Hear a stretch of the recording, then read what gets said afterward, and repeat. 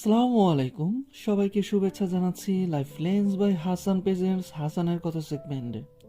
আজ আমরা শুনবো জনপ্রিয় লেখক মোহাম্মদ জাফর ইকবাল স্যারের স্টেশন বইয়ের তৃতীয় পর্ব। ট্রেন থেকে নেমে ব্যাগটা মাথায় নিয়ে সে মেয়েটার সামনে সামনে হাঁটতে থাকে। চোখের কোণা দিয়ে তাকিয়ে দেখলো মজিদ এখনো কারো ব্যাগ নিতে পারেনি। মুখ কাচুমাচু করে প্ল্যাটফর্মে দাঁড়িয়ে চেষ্টা করে যাচ্ছে। গাধাটা ফার্স্ট ক্লাসে উঠেছিল। ফার্স্ট ক্লাসের প্যাসেঞ্জারদের ব্যাগ নেওয়ার জন্য নিজেদের লোকজন থাকে। যদি নিজেদের লোকজন না থাকে তাহলে ব্যাগের নিচে চাকা লাগানো থাকে। তারা সেই চাকা লাগানো ব্যাগ টেনে টেনে নিয়ে যায়। গরিব মানুষের পেটের ভাত মারার জন্য কত রকম কায়দা কানুন, সেটা দেখে জালাল মাঝে মাঝে তাজ্জব হয়ে যায়। ব্যাগটা তুলে দেবার পর মেয়েটা তাকে 5 টাকার একটা নোট দিল। হালকা একটা ব্যাগ, যেটা মেয়েটা নিজে নিয়ে আসতে পারত। তার জন্য 5 টাকার বেশি দেওয়ার কথাও না।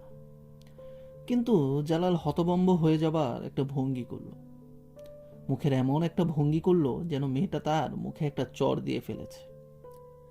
চোখ কপালে তুলে বলল, এইটা কি দিলে নাফা? কেন, কি হয়েছে? মেয়েটা ভুরু কুচকে বলল, তুমি না বললে আমি খুশি হয়ে যা জিতে চাই তাই দিব? তাই বইলা এত কম? আমি বলেছিলাম আগে থেকেই বলো, আপনার সাথে আমি দরদাম করবো, ভাত খাওয়ার জন্য একটু টাকা দিবেন না? যাও যাও, বিরক্ত করো না। এইটুকুনো একটা ব্যাগের জন্য 5 টাকাই বেশি। টাকা কি গাছে ধরে? জালাল চোখে মুখে একটা আহত ভাব ফুটিয়ে বলল, আফা, আজকাল 5 টাকার কেউ ফকিরকেও ভিক্ষা দেয় না। আমি কি ফকির? মেয়েটা অসম্ভব বিরক্ত হয়ে জালালের দিকে তাকালো। জালাল 5 টাকার নোটটা মেয়েটার দিকে এগিয়ে বলল, আফা, আপনার টাকা আমার লাগতো না, নেন। মেয়েটা মনে হয় নিজের চোখে বিশ্বাস করতে পারল না। অবিশ্বাসের দৃষ্টিতে দালালের দিকে তাকিয়ে রইল। তারপর ব্যাগ থেকে আরও একটা 5 টাকার নোট বের করে জালালের দিকে প্রায় ছুঁড়ে দিয়ে স্কুটারে ঢুকে গেল মেয়েটি। চলে না যাওয়া পর্যন্ত মুখে একটা আহত ভাব ফুটিয়ে জালাল দাঁড়িয়ে রইল। স্কুটারটা চলে যাবার পর সেই নোট দুইটাতে চুমু খেয়ে তার বুক পকেটে রেখে দেয়। আজকের দিনটা এখন পর্যন্ত মোটামুটি ভালোই যাচ্ছে। সারাটা দিন এভাবে গেলে খারাপ হয় না। প্যাসেঞ্জাররা চলে যাবার পর প্ল্যাটফর্মটা একটু ফাঁকা হয়ে গেল। তবে স্টেশনের মজা হচ্ছে, এটা কখনোই পুরোপুরি ফাঁকা হয় না। একটা ট্রেন যখন আসে কিংবা ছাড়ে তখন হঠাৎ করে স্টেশনে অনেক মানুষের ভিড় হয়ে যায়। ট্রেনটা চলে যাবার পর ভিড় কমে গেলেও অনেক মানুষ থাকে। পট্টিকার, হকার, ঝালমুড়িওয়ালা, অন্ধ ফকির, 2-4 জন পাগল, স্টেশনের লোকজন, কাজকর্ম নেই এমনও পাবলিক দেখা যায়। এই মানুষগুলোর মাঝে অবশ্য প্যাসেঞ্জারদের মতো ছটফটানি ভাবটা দেখা যায় না। তারা শান্তভাবে এখানে সেখানে বসে থাকে, না হয় হাঁটাহাঁটি করে। জালাল পকেটে চকচকে 2টা নোট নিয়ে প্ল্যাটফর্মে ঢুকলো। গেটের কাছে হঠাৎ একটা মানুষ তাকে থামালো। এই পিচ্চি, এইখানে বাথরুম কোন দিকে? মানুষটার মুখ দেখে মনে হচ্ছে অবস্থা বেশি ভালো না। এখনই বাথরুমে না গেলে ঝামেলাই হয়ে যাবে। দোতলায় ভদ্রলোকদের বাথরুম, নিচে ডান দিকে পুরুষদের, বাম দিকে মেয়েদের, সোজা সামনে গেলে গরিব মানুষের ময়লা বাথরুম। জালাল তার কোনোটা না দেখে একেবারে উল্টো দিকে আঙ্গুল দিয়ে দেখিয়ে বললে, ওই যে এই দিকে। মানুষটা জালালের কথা বিশ্বাস করে লম্বা লম্বা পা ফেলে সেদিকে হাঁটতে থাকে। জালাল দাঁত বের করে হাসতে হাসতে তাকিয়ে দেখে মানুষটা এখনো প্রায় দৌড়াচ্ছে। কোনো বাথরুম খুঁজে না পেয়ে তার কি অবস্থা হবে চিন্তা করে তার মুখের হাসিটা প্রায় 2 কান ছুঁয়ে ফেলল। জালাল প্ল্যাটফর্মে ঢুকে এদিক সেদিক তাকিয়ে অন্যদের একটু খোঁজ খবর নিল। তারপর এক কোনায় জড়ো করে রাখা অনেকগুলো বড় বড় বস্তার একটার উপর হেলান দিয়ে বসল। বস্তার মাঝে কি যে আছে কে জানে। আশেপাশে একটু বোকাটা গন্ধ। কিছুক্ষণের মাঝেই অবশ্য জালাল গন্ধটার কথা ভুলে গেল। জালালকে দেখে একটু পর অন্য বাচ্চাগুলো আশেপাশে ছড়িয়ে ছিটিয়ে বসে যায়। এই ট্রেনটা থেকে কার কি আয় রোজগার হয়েছে সেটা নিয়ে নিজেরা একটু কথাবার্তা বলল। মায়া তার হাতে মুঠি করে রাখা ময়লা নোটগুলি মনোযোগ দিয়ে দেখে। সে এখনো গুনতে শিখে নাই, তাই দেখে একটা আন্দাজ করতে হয়। জালাল জিজ্ঞাসা করলো, কয় টাকা পাইলি? জানি না, আমারে দে, গুইন্না দে। মায়া মুখ বাঁকা করে বলল, এহ, তার এই মূল্যবান রোজগার আর কারো হাতে দেওয়ার প্রশ্নই আসে না। জালাল সরল মুখ করে বলল, আমি নিমু না, আল্লাহর কসম, খোদার কিরা। মায়া ভুরু কুচকে তাকালো। জালাল সত্যি সত্যি বলছে, নাকি তার কোনো বদমতলব আছে বুঝতে পারছে না। মজিদ বলল, দিস না মায়া, জালাল তোর টেকা গায়েব করিয়া দিবে। জালাল বলল, গায়েব করবো না, খোদার কসম। মায়া তার পরেও জালালকে বিশ্বাস করলো না। নিজের টাকাগুলি গোনার চেষ্টা করতে লাগলো। সে স্বপ্নর চিনে না, কিন্তু প্যাসেঞ্জারদের কাছ থেকে ভিক্ষে করে সে 1-2 টাকার নোট আর খুচরা পয়সা ছাড়া কিছুই পায় না, তাই গোনার বিশেষ কিছু থাকেও না। মায়া তার ফোকলা দাঁত দিয়ে বাতাস বের করে বলল, কেউ টেহা দেবার চায় না। মজিদ বলল, কেন দিবে তোরে? হেরা কি তোর জন্যই টেহা কামাই করে? জালাল মায়াকে উপদেশ দিল, যখন টাকা চাইবি তখন হাসবি না, মুখটা কান্দা কান্দা করে রাখবি। মায়া বলল, রাখি তো। গায়ে হাত দিবি, পা ধরে রাখবি, তাও রাখি। যতক্ষণ না দেয় ছাড়বি না। ছাড়ি না তো। মজিদ বস্তায় শুয়েছিল। হঠাৎ সোজা হয়ে বসে 2 নম্বর প্ল্যাটফর্মের দিকে তাকিয়ে চিৎকার করে ডাকলো, কাউলা, হে কাউলা।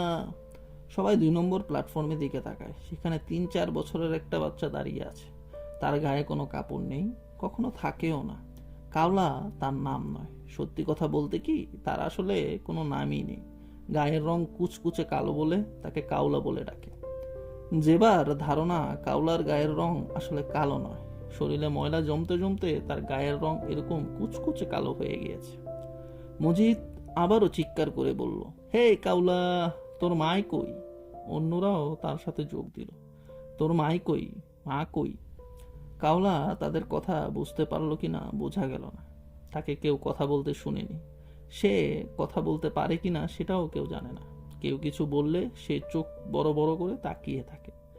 এবারেও সে 2 নম্বর প্ল্যাটফর্ম থেকে তাদের দিকে বড় বড় চোখ করে তাকিয়ে রইল। জেবা চিৎকার করে জিজ্ঞাসা করলো, তোর পাগলি মা কই রে?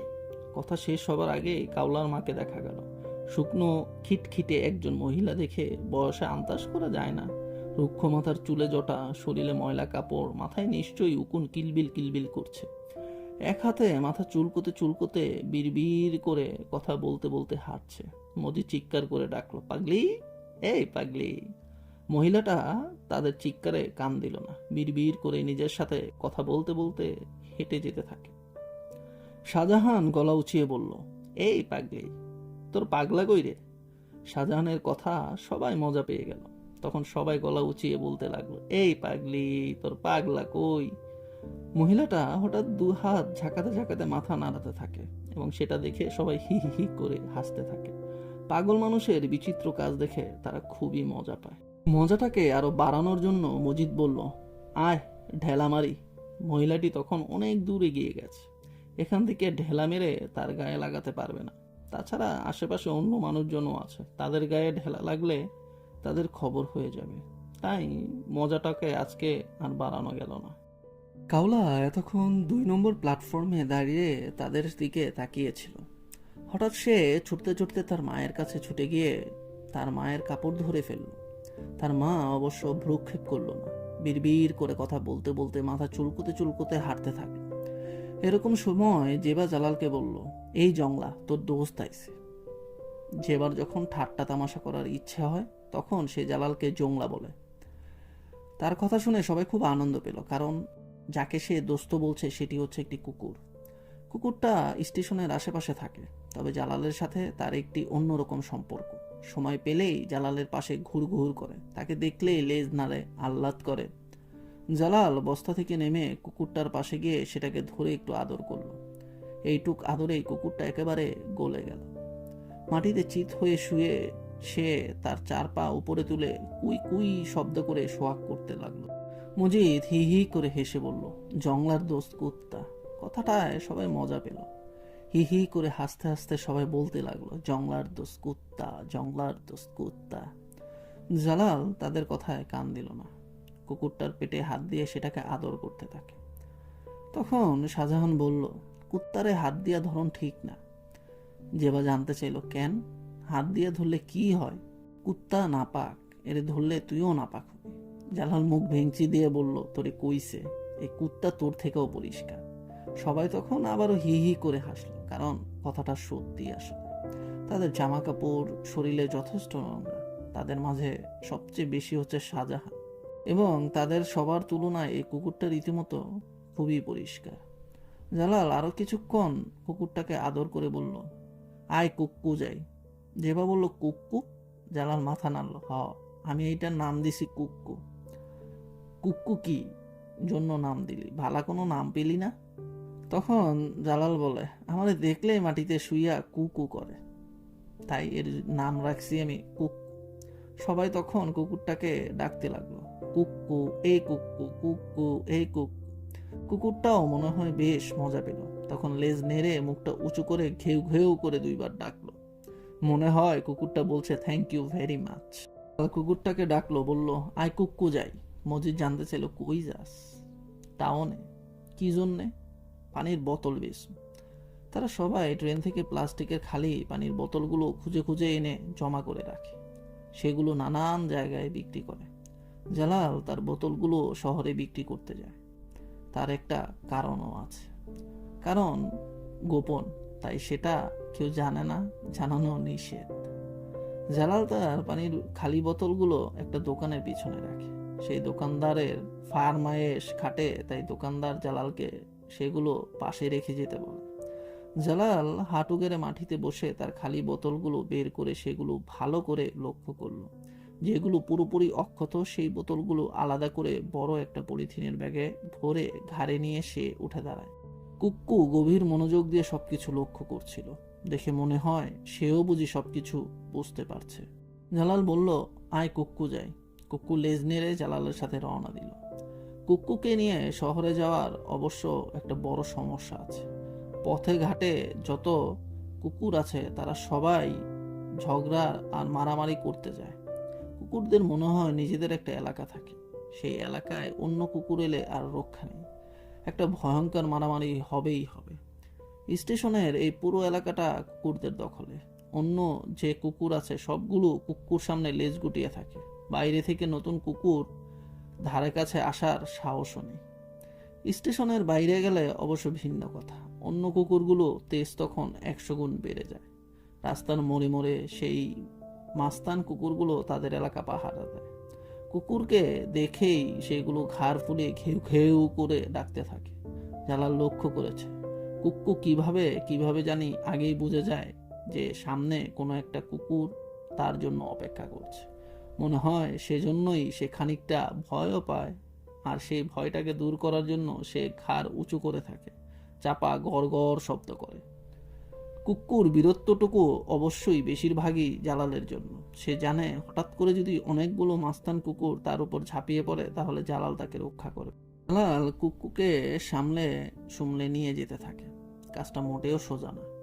কুক্কু মাঝে মাঝে নিজের আগ বাড়িয়ে অন্য কুকুরদের সাথে মারামারি করতে যায়। শুধু তাই নয়, প্রত্যেকবার নতুন এলাকাতে গিয়ে একটা লাইট পোস্টের সামনে এসে সে পা তুলে একটুখানি পেশাব করে ফেলে। জালালের মনে হয় এটা করে কুক্কু এই এলাকার সব কুকুরদের অপমান করার চেষ্টা করে। তার ভাবখানা এইরকম যে, এই দেখ আমি তোর এলাকায় পেশাব করে দিয়ে যাচ্ছি, তোমরা কিছুই করতে পারছো না। আজকের পর্বটি এখানেই সমাপ্ত করা হলো। আগামী পর্বগুলো শোনার জন্য সবার আমন্ত্রণ রইল। ভালো থাকবেন, সুস্থ থাকবেন।